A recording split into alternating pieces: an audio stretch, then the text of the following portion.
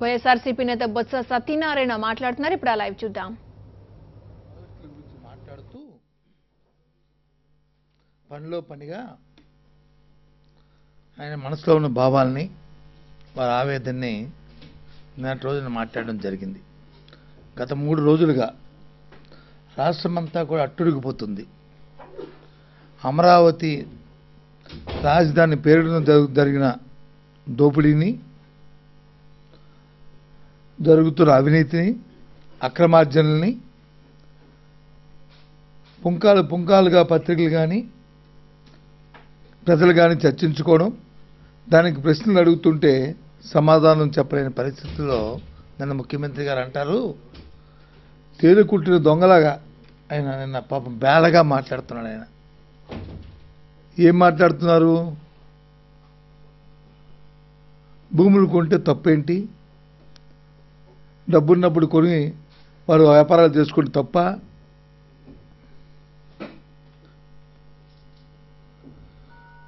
పేపర్లో కథనాలు రాసి మమ్మల్ని డ్యామేజ్ చేయడానికి చూస్తున్నారు. ఢిల్లీ నుంచి సిబిఐ వాళ్ళని పిలిపించి ఎంక్వైరీ చేయించాలట. ఇవి ఆయన చెప్తున్న మాటలు. చంద్రబాబు నాయుడు గారు, మీరు నారా చంద్రబాబు నాయుడు గారు కాదు, లేదు ఎన్టీ రామారావు గారు అల్లుడు కాదు, లోకేష్ గారి తండ్రి కాదు. మీరు రాష్ట్రానికి ముఖ్యమంత్రి. ప్రజలందరి చేత ఎన్నుకోబడిన తెలుగుదేశం పార్టీకి అధ్యక్షుడు, రాష్ట్రానికి తెలుగుదేశం శాసనసభాపక్ష నాయకుడిగా ఈ రాష్ట్ర ముఖ్యమంత్రిగా ప్రమాణ స్వీకారం చేసినప్పుడు రాజ్యాంగం మీద ప్రమాణం చేస్తూ రాగద్వేషాలకు అతీతంగా ప్రభుత్వంలో ఉన్న ఏ విషయాన్నైనా సరే ప్రత్యక్షంగా కానీ పరోక్షంగా కానీ ఎవరికి తెలియజేయకుండా నా కర్తవ్యాన్ని నేను నిర్వర్తిస్తానని చెప్పి ప్రమాణం చేస్తాం. మీరు ఆ వ్యక్తి, మీరు అక్కడ అటువంటి వ్యక్తి పలానా దగ్గర వచ్చి నేను వచ్చి రాజధాని పెడతానని చెప్పి నీ వందిమాగతులకి, నీ తాబేదారులకి, నీతో ఉన్న మంత్రులకి చెప్పి వాళ్ళతో కొన్ని వందల వేల ఎకరాలని సామాన్య రైతుల దగ్గర నుంచి కొనిపించుకొని వారిని బెదిరించి అదిరించి తీసుకొని ఆ భూమి ద్వారా కొన్ని కోట్ల రూపాయలను వచ్చి లూటీ చేయడానికి ప్రయత్నం చేస్తున్నావే, దాని గురించి ప్రశ్నిస్తున్నాం. ఆ వ్యాపారం గురించి అడుగుతున్నాం. దాని మీద మీ సమాధానం కావాలని అడుగుతున్నాం. దాని మీద వచ్చి ఒక సిబిఐ ఎంక్వైరీ కావాలని, నీ తాలూకు నిజాయితీని నిరూపించుకోవాలని చెప్పి ఇవాళ ప్రశ్నిస్తున్నాం. ఒక న్యాయ విచారణ జరగాలని చెప్పి మేము కోరుతున్నాం. అంతేగాని న్యాయబద్ధంగా వ్యాపారం చేసుకున్న వాళ్ళని, లేదు ఇవాళ రేపో ఎల్లుండో వారు వచ్చి రియల్ ఎస్టేట్ వ్యాపారం డబ్బులు ఉన్నాయని చెప్పిన అక్కడ భూములు కొనుక్కొని వ్యాపారాలు చేస్తున్న వాళ్ళ గురించి మేము మాట్లాడట్లే. ఎక్కడి నుంచో, అనంతపురం నుంచో, లేకపోతే నెల్లూరు నుంచో,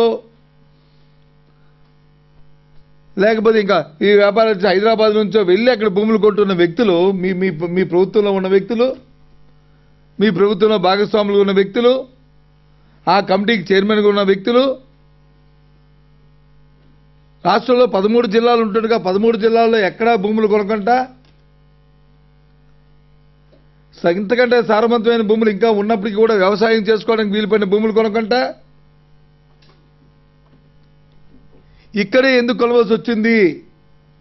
అది రాజధాని ప్రకటించడానికి ఒక 3 నెలల ముందే ఎందుకు కొనవలసి వచ్చింది? పేర్లతో సహా, ఆ రిజిస్ట్రేషన్ తేదీతో సహా ప్రకటిస్తే దాని మీద నువ్వు సమాధానం చెప్పండి బాబు. దానికి అడుగుతుంది మిమ్మల్ని. అంతేగాని ఏదో మీరు వచ్చి నంగనాజిలాగా వచ్చి నేను వచ్చి ఏదో మాట్లాడతాను, నేను చెప్తే చెల్లుతుంది అనుకుంటే పొరపాటు. ఆ రోజులు పోయినాయి. ప్రజాస్వామ్యబద్ధంగా ఎన్నికైన వ్యక్తి, దాన్ని పరిరక్షించాల్సిన వ్యక్తి ఈ రకమైన లాలూచీలు పడి ప్రజాధనాన్ని ఈ రకంగా పేద ప్రజల తాలూకా ఆస్తుల్ని ఈ రకంగా కొల్లగొడుతున్న వ్యక్తి ఈ భారతదేశంలోనే ఏ ముఖ్యమంత్రి లేడు లేడు లేడు అనే విషయాన్ని చెప్తున్నాం. ఎన్నోసార్లు చెప్పినప్పుడు కూడా చెప్తున్నాం.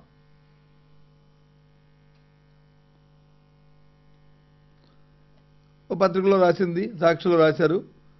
ఆ సాక్షి వచ్చి ప్రభుత్వ అటాచ్మెంట్లో ఉంది కాబట్టి దాంట్లో ఎవరు మాట్లాడడానికి, ఆ ప్రభుత్వ పత్రిక వచ్చి ఈ రకమైన కామెంట్స్ చేయడానికి వీల్లేదు అని ఒక పక్క అంటారు. ఒక పక్క వచ్చి అగ్రిగోల్డ్ గురించి వచ్చి మాట్లాడుతుంటుంటే, న్యాయస్థానం మీద చెప్తుంటుంటే అగ్రిగోల్డ్ వచ్చి అటాచ్మెంట్లో ఉంది, కానీ ఆ అటాచ్మెంట్లో ఉన్న ఆస్తులు అటాచ్మెంట్ వరకే, కానీ దాని మీద సర్వ హక్కులు మాత్రం ఆ యాజమాన్యానికి ఉంటాయి, అది తీర్పు వచ్చేవరకని ఒక పక్క మాట్లాడతారు. అదే ప్రెస్ కాన్ఫరెన్స్లో వచ్చి అటాచ్మెంట్లో ఉంది, దాని పూర్తి హక్కులు సర్వ హక్కులు వచ్చి ప్రభుత్వాలకే ఉంటాయి, అది మీద యాజమాన్యానికి ఏ విధంగా లేదు, అయినప్పటికీ కూడా ఈ కార్యక్రమాన్ని చేస్తున్నారని ఒక పక్క మాట్లాడతారు. ఇంకో పక్క వచ్చి అగ్రిగోల్డ్ ఆస్తుల్లోనే వచ్చి మా లోకేష్తో వచ్చే సంబంధాలు ఉన్నాయి, వారు కొన్నారు అని అంటున్నారు. ఏ విధంగా కొంటాము, అవి అటాచ్మెంట్లో ఉన్నాయి, వాటి మా ఆస్తుల మీద అన్ని హక్కులు కూడా వారికే ఉంటాయి అని అక్కడ మాట్లాడతారు. ఇది ఈ ద్వంద్వ వైఖరి, ఈ రకమైన కార్యక్రమం బేలతనం. మేము సూటిగా ప్రశ్నిస్తున్నాం. ఈ జరుగుతున్న ఈ భూభాగోత్వం మీద, ఈ జరుగుతున్న ఈ లావాదేవీల మీద, ఈ లూటీల మీద మీరు న్యాయ విచారణకి ఆదేశిస్తారా, ఆదేశించి నిజాయితీ నిరూపించుకుంటారా లేదా? మీరు నిజాయితీ పరులు కాదని మాకు తెలుసు, కానీ మీరు చెప్తున్నారు నేను నిజాయితీ పరుని, నేను స్వచ్ఛమైన వాడిని, నేను ప్రతి సంవత్సరం నేను వచ్చి నా ఆస్తులు నేను ప్రకటిస్తున్నాను. నీ ఆస్తులు ప్రతి సంవత్సరం ప్రకటిస్తున్నావు, వెనకలు వచ్చి ఏం జరుగుతున్నాయో అందరికీ తెలుసు, ఏ రకంగా అవి అభివృద్ధి చెందుతున్నాయో. ఇంకా ఎన్ని బినామీలు ఉన్నాయి అన్నీ వస్తాయి ముందుకి, ఏం తొందరపడిపోక్కర్లే.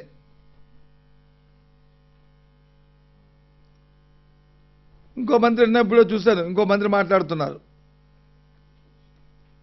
ఆ మంత్రి మాట్లాడకంటే ఇంకో మాట మర్చాను. చంద్రబాబు నాయుడు గారు నిన్న మాట్లాడిన మాటల్లో ఓ మాట, అసైన్డ్ భూముల గురించి మాట్లాడుతూ, అసైన్డ్ భూములు కానీ ఏ రోజైతే రాజధాని ప్రకటించినప్పటికీ దాని హక్కుదారులు ఎవరైతే ఉన్నారో వారికే దాని తాలూకు ప్రతిఫలం కానీ కాంపన్సేషన్ కానీ చెందుతుంది అంటున్నారు చంద్రబాబు నాయుడు గారు. అది చట్టంలోనే ఉంది, చట్టమే ఆ పని చేస్తుంది. అసైన్డ్ భూములు కొనడానికి ఎవరికి హక్కు లేదు, అది దాన్ని దాన్ని ట్రాన్స్ఫర్ చేయడానికి ఎవరికి కూడా విధానం లేదు, ప్రభుత్వం చట్టం చేసింది, దాన్ని ఆటోమేటిక్గా వెళ్తుంది. కానీ అసైన్డ్ భూములు కొనడం అనేది కూడా చట్ట విరుద్ధం. అలాంటి వారి మీద క్రిమినల్ చర్యలు తీసుకోవాలి, ఆ భూముల్ని స్వాధీనం చేసుకోవాలనేది చట్టంలో ఉన్న విషయం మీకు తెలుసు కదా, మీరు ముఖ్యమంత్రి కదా, ఏ విధమైన చర్య తీసుకుంటున్నారో చెప్పండి. వాటి గురించి మాట్లాడరు ఎక్కడన్నా మీరు. కొంటే మాత్రం నేను కాంపన్సేషన్ మాత్రం వారికి ఇస్తారంటాం, వారికి ఇవ్వడం సంగతి పక్కన పెట్టండి, అలాగే ఇస్తారు, చట్టంలో ఉంది. కానీ అసైన్డ్ భూములు కొనడం అనేది తప్పు. అందులోనూ రాజ్యాంగమే ప్రమాణ స్వీకారం చేసిన ఒక మంత్రి వారి భార్య పేరు కొనడం అనేది తప్పు, ఒక శాసనసభ్యుడు కొనడం అనేది తప్పు. వారి పేర్ల మీద ఏం చర్యలు తీసుకుంటున్నారు, ఏ విధంగా చట్టపరంగా ఏ విధమైన చర్య వాళ్ళ మీద తీసుకోబోతున్నారు అది చెప్పండి. అవి చెప్పరు. ఎంతసేపు డైవర్ట్ చేయడానికి ప్రయత్నం చేసి ఏదో అనుకుంటున్నారు, అది లాభంలో అయిపోయింది, మీ పని అయిపోయింది. ఇంకా మీ డొల్లతనం, మీ తాలూకా ఇవన్నీ కూడా బయట అయిపోయినాయి ఈరోజు. నేను అందుకే నిజాయితీ నిరూపించుకోమని అడుగుతున్నాం. మొన్న ఎప్పుడో నేను కరెక్ట్గా ఆ రోజు నాకు సరైన ఇన్ఫర్మేషన్, నాకు ఐడియా లేదు, జ్ఞాపకం ఉంది, కానీ నాకు తెలియదు. ఒక సోదరుడు వచ్చి అడిగాడు, అక్కడ కూర్చున్న పత్రికా సోదరుడు అడిగాడు, ఏమండి మీరు ప్రభుత్వంలో ఉన్నప్పుడు ఓ పత్రికలో వచ్చింది ఔటర్ రింగ్ రోడ్డు ఇలాంటివి జరిగినప్పుడు వచ్చి భూములు తెలుసుకొని ముందు తీసుకున్నారని చెప్పారు, అప్పుడు మీరేం చర్య తీసుకున్నారని అడిగారు.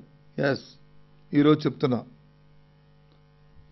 ఈనాడు పత్రికలు అనుకుంటాను రోజు వచ్చింది, పెద్దలు గెద్దలని పెద్ద ఐటెం వేసి, బ్యాండ్ ఐటెం వేసి, ఆ రోజు ఈనాడు పత్రికలో రాజశేఖర్ గారు, ఆ రోజు ముఖ్యమంత్రిగా ఉన్న రాజశేఖర్ గారు బొమ్మ వేసి కొంతమంది పెద్దలు వేసి ఒక గెద్ద ఫోటో వేసి ఈ రకంగా ఎత్తుకెళ్ళిపోతున్నారని వేస్తే వెంటనే ముఖ్యమంత్రి ఆ రోజు బహుశా నాకు కూడా జ్ఞాపకం ఉంది, ఆయన తిరుపతిలో ఉన్నాడు అనుకుంటాను, ఆయన పద్మావతి గెస్ట్ హౌస్లో. వెంటనే మీలాంటి విలేకరులు వచ్చి అడిగితే ఏం కావాలంటే చంద్రబాబు నాయుడు గారు డిమాండ్ చేస్తున్నారండి, సిబిఐ ఎంక్వైరీ ఏమని అడుగుతున్నారు దీని మీద అని ప్రతిపక్ష నాయకుడు అడుగుతున్నాడు. ఆయన అడిగారా, ఓకే ఓకే అని హైదరాబాద్ వచ్చినట్టునే ఆయన అడిగారని కాదు, దాంట్లో వాస్తవాలు బయటికి రావాలని, దాంట్లో నిజ నిజాలు బయటికి తెలియాలని, ప్రజలకు వాస్తవాలు తెలియాలని అంటే సిబిఐ ఎంక్వైరీ ప్రకటించిన సందర్భం మనకు తెలుసు, రికార్డులో చూసుకోమనేది కాదా. మరి ఆ రోజు ప్రభుత్వంలో ఉన్న అధినేత ఏదైనా ఆరోపణలు వచ్చినప్పుడు, తన మీద ఆరోపణలు వచ్చినప్పుడు ఆ విధమైన విచారణ జరిపించుకొని నిజాయితీని నిరూపించుకొని ఇది ప్రభుత్వం తాలూకా పరిపాలన విధానం అని చెప్పుకునే పరిస్థితులు ఉండేవి ఆ రోజు. ఈరోజు అసలు సిగ్గు శరం ఏమీ లేవు. ఎన్ని అనుకునే పరిస్థితులు ఇవాళ ఉన్నాయి. ఇది ఈ ప్రభుత్వం తాలూకా పరిస్థితులు, దురదృష్టం. ఇవాళ మాట్లాడతారే ప్రతిసారి కూడా, ఎంక్వైరీలు అంటారే, నీ నిజాయితీ పనులు అంటారే, నా మీద ఒక్కడు కూడా ఎక్కడ కూడా ఆరోపణలు లేదంటారే, దీనికి ఏంటంటారు? ఏంటి సిబిఐ ఎంక్వైరీని? మీ పైన ఏమి ఇంకో ప్రభుత్వం లేదు కదా, పోనీ ఏదో మిమ్మల్ని శిక్షిస్తుంది అనుకోవడానికి, అన్యాక్రాంతంగా తప్పుగా మిమ్మల్ని ఇరికేసడానికి నిష్పక్షపాతంగా జరుగుతుంది కదా. పైన ఉన్నది మీ తాలూకా సంకీర్ణ ప్రభుత్వమే కదా, పోనీ ఎవరి మీద ఆపాదించడానికి కూడా అవకాశం లేదు. ఇప్పుడు ఎందుకు మీరు బేళతనంగా మాట్లాడుతున్నారు? అవసరం లేదు, ఢిల్లీ నుంచి వచ్చి ఎంక్వైరీ చేయాలా అని అడుగుతున్నారు. సాక్షాత్తు ఒక మంత్రి తాలూకా ఆ సంస్థలో పనిచేస్తున్న ఉద్యోగుల పేర్ల మీద రికార్డ్ అయ్యి రిజిస్ట్రేషన్లు అయ్యి ఉంటే ఆ మంత్రి వచ్చి అయ్యయ్యో 200 కోట్ల రూపాయలు వచ్చి నేను వచ్చి ఇన్కమ్ ట్యాక్స్ కడతాను, ఇన్కమ్ ట్యాక్స్ 200 కోట్ల రూపాయలు కడితే దోపిడీ చేసింది 1000 కోట్ల రూపాయలు కూడా కడతాం మేము, మాకు కూడా ఇలాంటి ఉంటే, ఇలాంటి దోపిడీలు ఉంటే నల్లదాన్ని తెల్లదాన్ని చేసుకోవడానికి. ఎందుకండి ఈ మాటలు, ఇలాంటి మాట్లాడిను? జరిగిన దానికి వాస్తవంగా అవునా కాదా? ఆ రోజు అన్నారే ఇదంతా కూడా నేను రాసి ఇచ్చేస్తానని. ఇప్పుడు ఆ పేరు చెప్పారు కదా, ఆ పేరు ఏం పేరు చెప్పారు, ఏదో పేరు చెప్పారండి, ఆ పేరు పోతూరు ప్రమీల సాంబశివరావు. ఆ పేరు మీద డాక్యుమెంట్లు ఉన్నాయి కదా, ఇచ్చేయండి ప్రజలకి. ఎందుకు మరి లేదు? మేము వాళ్ళు డిమాండ్ చేస్తున్నాం, చంద్రబాబు నాయుడు గారు మీకు కానీ నిజాయితీ ఉంటే, నిజంగా సామాన్య రైతుల పట్ల ప్రేమ ఉంటే, అమరావతి రాజధాని వచ్చి నిజంగా ఇది ప్రజా రాజధాని అయితే, ఏదైతే ఈ దోపిడీ జరిగిందో, ఈ పెద్ద మనుషులు కొన్న భూములు ఉన్నాయో అవన్నీ తిరిగి ఆయా రైతుల పేరున తిరిగి ఇచ్చేయండి. దాని మీద వచ్చిన లబ్ధిని, దాని మీద వచ్చిన అవకాశాన్ని, ధరల్ని, వారికి ఆ ప్రతిఫలాన్ని, ఆ ఫలాన్ని ఆ రైతులకు అందించండి. అప్పుడు మీ నిజాయితీ బయటపడుతుంది. అప్పుడు మీ ట్రాన్స్పరెన్సీ, మీ తాలూకు వ్యవహారం బయటపడతాయి. ముందుగా ముఖ్యమంత్రి గారు వచ్చి బుర్రలోకి వచ్చేస్తుంది. శివరామకృష్ణ కమిటీ, టెక్నికల్ కమిటీ ఉన్న కమిటీని వచ్చి పక్కన పెట్టేస్తారు. నారాయణ అని చెప్పిన ఒక మంత్రిని వచ్చి తీసుకొస్తారు, అతనితో ఒక కమిటీ చేస్తారు. ఆ నారాయణ వచ్చి ఎక్కడ పెట్టాలనుకున్నది రాత్రులు కూర్చొని మాట్లాడుకుంటారు. ఉదయం లేచి వాళ్ళ ఇంట్లో వాళ్ళ సంస్థలో పనిచేసిన వ్యక్తులు పంపించేస్తారు, వాళ్ళతో భూములు కనిపించేస్తారు. ఇంకా ఆ మాత్రం ఈ మాత్రం ఉన్న పక్కన వాళ్ళకి వచ్చి దగ్గరికి వచ్చి వాళ్ళకి ఇస్తారు, వాళ్ళతో కొనిపిస్తారు. తర్వాత వచ్చి ఇక్కడ ఈ సంస్థ రాజధాని ప్రకటిస్తామని చెప్తారు. మొన్న కూడా చెప్పాను మీకు నేను, సేమ్ హైటెక్ సిటీ కూడా జరిగినప్పుడు ఎలాంటి కార్యక్రమాలు జరిగాయని చెప్పాను. అది నేను చెప్పిన మాటే కాదు. యుఎస్ఏలో ఒక పిహెచ్డి డాక్టరేట్ చేస్తున్న అమ్మాయి దీని మీద రీసెర్చ్ చేసి అక్కడ ప్రెజెంటేషన్ ఇచ్చినప్పుడు ఈ విషయాన్ని చెప్పాం. నిన్న రోజున పాపం ఒక ఎంపీ గారు వచ్చి వారు ఎంతో బాధపడుతున్నారు, మనసు ఎంతో హృదయంగా పెడుతూ. ఆయన నేను భూములు కొనలేదు, నేను ఎప్పటి నుంచో మీరు ఎప్పటి నుంచో రియల్ ఎస్టేట్ వ్యాపారంలో తప్పు, మీరు రియల్ ఎస్టేట్ వ్యాపారం లేదని ఎవరు అనలేదే. కానీ రియల్ ఎస్టేట్ వ్యాపారం ఏంటంటే ఎక్కడ ముందు పెడతారో ప్రభుత్వంతో ఉన్న సంబంధాలతో చేసుకుని మరి 10 సంవత్సరాలు కాంగ్రెస్ అధికారంలో ఉన్నప్పుడు ఎక్కడ ఎందుకు చేయలేదు రియల్ ఎస్టేట్ వ్యాపారం? ఎందుకు మీరు రియల్ ఎస్టేట్ వ్యాపారం చేయలేదు? అంటే రియల్ ఎస్టేట్ అప్పుడు బాగోలేదనే? హైదరాబాద్లో భూములు వచ్చేప్పుడు గజం ₹1,00,000 వెళ్ళిపోయింది కదా, లేదు మిగతా ప్రాంతాల్లో అయ్యింది కదా, ఎందుకు చేయలేదు అప్పుడు? దానికి సమాధానం లేదు. ఎప్పుడైతే మన ప్రభుత్వాలు వస్తాయో, ఎప్పుడు మనకు సంబంధించిన నాయకులు వస్తారో, ఎక్కడెక్కడ పెద్ద ఏమైనా ప్రాజెక్టులు వస్తాయో అవి తెలుసుకొని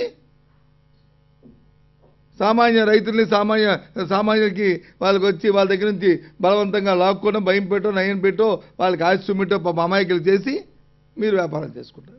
మళ్ళీ నిన్న వచ్చి అన్ని వారి మాటలు చూస్తుంటే వాళ్ళ నటులు మరి వారు ఏం మాట్లాడింది, ఎలా ప్రజలను ఒప్పించాలో వాళ్ళకి తెలుసు, మాకంటే తెలియదు కదా.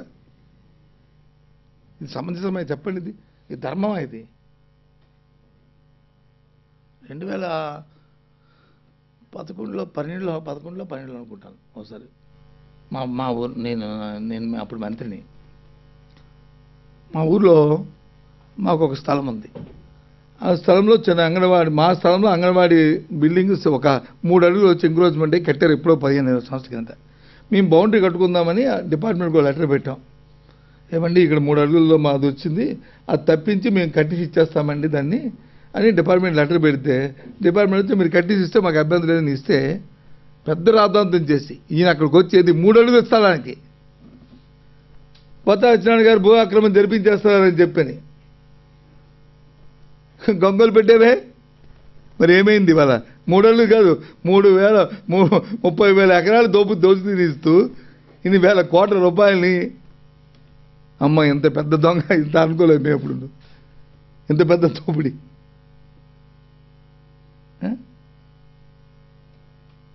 ఏమయ్యా గొగ్గలు పెట్టిన మాటలు ఇవాళ? 3 అడుగుల గురించి వచ్చి హైదరాబాద్ నుంచి అందరూ వచ్చిన ఫ్లైట్ ఛార్జీ అంత కూడా ఉండదు దాని ఖరీదు, ఆయన వచ్చిన విమాన ఛార్జీలు అంత కూడా ఉండదు. ఇది వాస్తవం కాదా చెప్పనండి. మరి ఏమైంది ఈరోజు?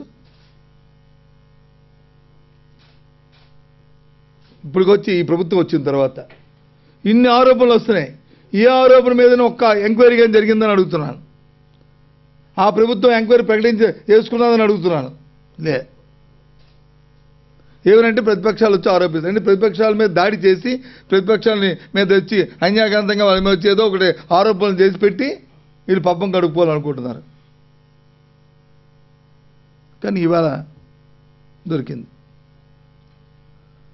ఎప్పుడు మేము చెప్తున్నాను, అన్ని రుజువు సాక్ష్యాలతో కలిపి చెప్పినప్పటికి కూడా అటు ఇటు తప్పుకోవడానికి చేసే ప్రయత్నాలు ఇవాళ ఇంకా తప్పుకోలేని పరిస్థితి. ఇవాళ ప్రజల తరపున అడుగుతున్నాం, ఏ భూములు అయితే రాజధాని అక్కడ సెప్టెంబర్ నెలలో ప్రకటించిన ముందు మీరు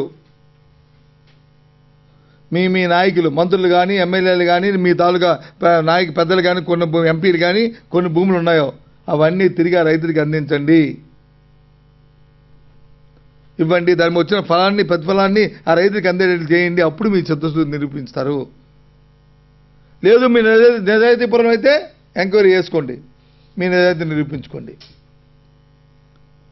ముఖ్యమంత్రి అయినంతట్లోనే వచ్చి నీకు అన్నీ తెలుసు. ఆ రోజు ప్రకటించినప్పుడు కూడా ఆదరాబాదరాగా తొందరగా శివరామకృష్ణ కమిటీ వేసి సాంకేతిక పరంగా విశ్లేషిస్తూ అన్ని ప్రాంతాలు తిరిగి పర్యటిస్తుంటే వీళ్ళెవరండి, మేము చేస్తారండి. ఇదేదో మన తెలుగుదేశం పార్టీ ఆఫీసా లేదా అదేమి రాజధాని, ప్రధాన రాజధాని కట్టినట్టు వచ్చి ఇక్కడే కడతారని చెప్పి ముందు వచ్చి నూజివీడు అని చెప్పి, తర్వాత వచ్చి ఫారెస్ట్ ల్యాండ్స్ అని చెప్పి ఇలా మబ్బి పెట్టి ఆఖరికి వచ్చి వీళ్ళు మనుషులతో భూములు కొనిపించుకొని అందులో కూడా కక్కుర్తి. మళ్ళీ ఏంటి ముందేమైనా అనుకుంటారు, ఎటు ఎక్కడ ముందు ఒకదాన్ని ఫిక్స్ చేసేస్తే మైండ్ గేమ్లో ఇక్కడ రాదు కావాలి, ఇక్కడ వస్తుంది కావాలనుకోండి, ఇక్కడ వచ్చి అప్పుడు తక్కువ ధరకు దొరుకుతాయి కదని ఇక్కడ అనిపించి ఇక్కడ కొని ఇక్కడ మళ్ళీ ఇది వాటికి అన్నిటికంటే వీటిలో ప్రధానమైంది అసలు అసైన్డ్ భూములు కొనేవాళ్ళు మంత్రులుగా ఉన్నారంటే నువ్వు ఉపేక్షిస్తున్నావంటే ఇది ఎక్కడిది? వెంటనే దీని మీద సిబిఐ ఎంక్వైరీ జరగాలనేది మేము డిమాండ్ చేస్తున్నాం. భారతీయ జనతా పార్టీ నాయకులు కూడా అడుగుతున్నాం. మీరు మాటలు చెప్పడం కాదు, పత్రికల్లో వచ్చి స్టేట్మెంట్లుగా జరుగుతున్న పరిణామాల్ని మాది స్వచ్ఛమైన పార్టీ అనుకుంటే దీని మీద విచారణ జరిపించడానికి మీరు కూడా కేంద్రానికి లెటర్ రాయండి, అటు ప్రభుత్వానికి రాయండి, అటు కేంద్రానికి మీ కేంద్రానికి రాయండి. దీని మీద డిమాండ్ చేయండి, కాదని అడుగుతున్నాం. పంచభూతాల్ని పంచుకు తినేస్తున్నారు. దొరికిన దానికల్లా ఎక్కడ దొరికితే అక్కడ కార్యక్రమాన్ని జరుగుతున్నారు. ఎంతవరకు ఇసుక మీద అయిపోయింది. ఒక ఆదాయ పన్నుల కింద పెట్టారు, ఇప్పుడు ఉచితం అన్నారు. ఇంకా దానికి పాలసీ ఇంక ఇవ్వలే. ఇంకా అదేమవుతుందో తెలియదు. ఇంక రేపు ఎల్లుండో వాళ్ళే 60 రూపాయలు దాన్ని 500 రూపాయలు పెంచేసి క్యూబిక్ మీటరు, లారీని వచ్చి 3,000 నుంచి 30,000కి పెంచి వాళ్ళే దోపిడీ చేసి మళ్ళీ ఇప్పుడు వచ్చి మళ్ళీ ఉచితమని చెప్పి ఒక డ్రామాని తీసుకొచ్చారు ముందుకి. చూద్దాం. ఇంకా దానికి వచ్చి నిన్న మొన్న చూశాను, ఓ పత్రికలోనో ఓ టీవీలోనో, ఓహో ప్రజలు ఆనందిస్తున్నారు, ఇది చేస్తుంది చర్య పెంచింది. ఆల్రెడీ ఇంతవరకు 2 సంవత్సరాలు ఈ రాష్ట్రాలు అధోగతి చేసి ఎక్కడ ఒక నిర్మాణం కూడా రాకుండా, ఏ ఒక్క కూలీకి ఉపాధి లేకుండా, పేదవాడికి వచ్చి అసలు విసుబాటు లేకుండా, ఒక ఇల్లు కూడా కట్టకంట ఈ 2 సంవత్సరాలు చేసింది ఈ ప్రభుత్వం కాదా, విధానం కాదా? ఇప్పుడు మళ్ళీ ఏదో కొత్త డ్రామా, ఏదో బ్యాక్డోర్ ఏదో దీనికి మెత్తలు ఉంది. ఇంకో కొద్ది రోజులు ఈ విషయం కూడా తెలుస్తుంది, ఎందుకు ఈ స్కీమ్ పెట్టారనేది. పూర్తిగా అవినీతితోని నిండిపోయి ఎక్కడ దొరికితే అక్కడ దోపిడీ చేయడానికి ప్రభుత్వం ప్రయత్నం చేస్తుంది. దీన్ని ప్రజలు మాత్రం దీన్ని తెలుసుకున్నారు. ఇంకా బహు జాగ్రత్తగా ఉండాలి. ఎందుకంటే చాలా వీళ్ళు దోపిడీ దొంగల కంటే హీనంగా తయారయ్యారు. ఇంకా రేపు వీధుల్లోకి వచ్చి దోపిడీ చేసినా ఇంకా మనం దాన్ని సహించుకోలేం. చాలా అప్రమత్తంగా ఉండాలి. పూర్వం చూసారు ఊరులంట ఎక్కడైనా ఎక్కువ దొంగతనాలు జరుగుతుంటే రాత్రులు ఊరిలో కాపలాలు కాసేవారు. ఊళ్ళో కుర్రవాళ్ళందరూ పేదందరూ కలిసి ఒక టీంల కింద వేసుకుని అలా కాపలా కాసే పరిస్థితి వస్తుంది ఈ రాష్ట్రంలో. అలాంటి పరిస్థితులు ఏర్పడ్డాయి 2 సంవత్సరాలు ప్రభుత్వం వచ్చి 2 సంవత్సరాలకే. ఆవురు అనుకొని ఎక్కడ ఏం దొరుకుతుంది అనుకుని చూస్తున్నారు అందరూ కూడా. బహు జాగ్రత్తగా ఉండాలి. ఈ ప్రభుత్వాన్ని మరి న్యాయ విచారణ జరిపించుకోవాలని డిమాండ్ చేస్తున్నాం.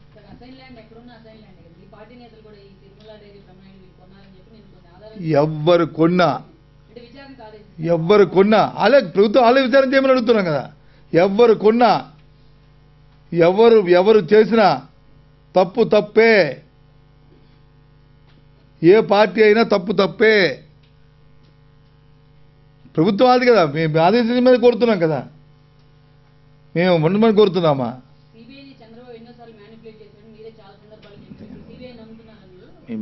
నేను ఎక్కడ మ్యానిపులేషన్ నేను చెప్పానమ్మా? ఆయనే చెప్పాడు 10 సంవత్సరాలు పెట్టి సిబిఐ అంటే అప్పుడు కాంగ్రెస్ బ్యూరో ఆఫ్ ఇన్వెస్టిగేషన్ ఆయన చెప్పేవాడు తప్ప ఇప్పుడు అదే కదా చెప్పింది. పోనీ ఏదో అధికారంలో వచ్చి కేంద్ర ప్రభుత్వం ఉంది కాబట్టి మాది ఇంకో ప్రభుత్వం కాబట్టి నన్ను హింసిస్తారనుకోవడానికి ఆయన సంకీర్ణ ప్రభుత్వం ఉంది కదా. వ్యవస్థ దర్యాప్తు సంస్థే. ఇది ఎందుకంటాం? సిబిఐ వచ్చి అభ్యసించింది ఎందుకంటాం? దర్యాప్తు సంస్థే. న్యాయస్థానాలు తెలుస్తాయి. అగ్రిగోల్డ్కి వచ్చి ఓ పక్క వచ్చి సాక్షి పేపర్ వచ్చి అటాచ్మెంట్లో ఉందంటారు. అగ్రిగోల్డ్ వచ్చి మాత్రం అది వచ్చి యాజమాన్యాన్ని హక్కులన్నీ పూర్తిగా ఆటికే ఉన్నాయంటారు. మరి ఆటికి హక్కులు ఉన్నప్పుడు సాక్షి యాజమాన్యానికి వాళ్ళకి హక్కులు ఉండవా? అగ్రిగోల్డ్కి సాక్షికి తేడా ఏంటి? అటాచ్మెంట్లో ఉన్నప్పుడు వచ్చి కోర్టు అటాచ్మెంట్లో ఉన్నప్పుడు ఇంక దానికి తేడా ఏంటి చెప్పండి. మరి ఎందుకు ఆ విషయం వచ్చింది? అది 2 విషయాలు చంద్రబాబు చెప్పాడు కదా. మరి నిన్న ఆయన ముఖ్యమంత్రి మాట్లాడినప్పుడు సాక్షి గురించి మాట్లాడారు, అగ్రిగోల్డ్ గురించి మాట్లాడారు. సాక్షి గురించి మాట్లాడి ఇది ప్రభుత్వ అటాచ్మెంట్లో ఉంది, ఇది ప్రభుత్వం ఈ ప్రభుత్వ అటాచ్మెంట్లో పత్రిక ఈ రకమైన కథనాలు రాయడం అనేది ఇది సమర్థనీయం కాదు, దీని సంగతి తేలుస్తాను అన్నాడు. ఏం తెలుస్తాడో పాప ఆయన తెలుస్తాడు, తేల్చుకుంటాం అన్ని రెండో విషయం. అది దాంట్లోకి అది కాదు. కానీ అగ్రిగోల్డ్కి వచ్చినప్పుడు వచ్చి మీరు నా కుమారుడు లోకేష్ కొన్నారంటున్నారు. వాళ్ళ పూర్తి హక్కులు వాళ్ళకే ఉంటాయి. మరి పూర్తి హక్కులు అటాచ్మెంట్లు వాళ్ళకు ఉన్నప్పుడు వీళ్ళకి ఉండదా? వీళ్ళకి లేకపోతే వాళ్ళకి లేకపోదా? ఇదేంటమ్మా ఇది? చెప్పు.